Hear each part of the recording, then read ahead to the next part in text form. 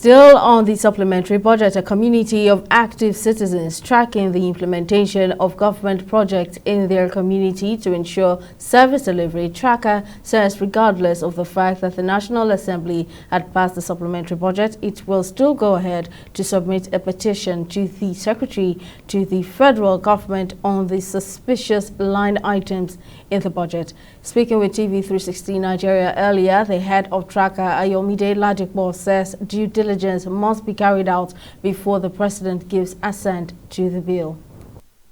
We are seeing live and direct what happens when the tenets of democracy is being eroded, because there's no reason why it should take less than 48 hours for the Senate to review a supplementary budget and immediately approve it.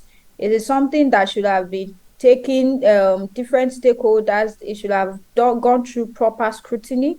Different stakeholders will chip in. There should be a national discourse, and we should be assured that they have done their job thoroughly before it is passed. So they beat everybody to it. It was not a Tracka. They beat the entire nation to it. Everybody was surprised that the Senate could be that fast in approving a budget.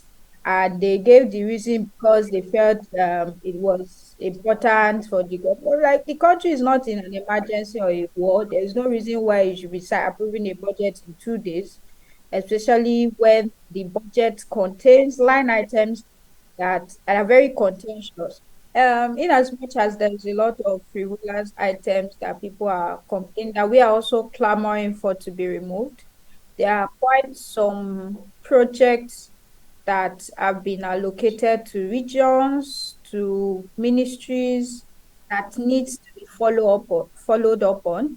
There were quite a number of projects associated with highway projects, road projects, bridge projects that have specific locations that citizens need to follow up on. So if this budget is eventually signed by the president and funds start going out, we are going to do our own our own due diligence, and which is also what we have been doing to track these projects, to sensitize people that you need to follow up and ensure that public funds work for the people.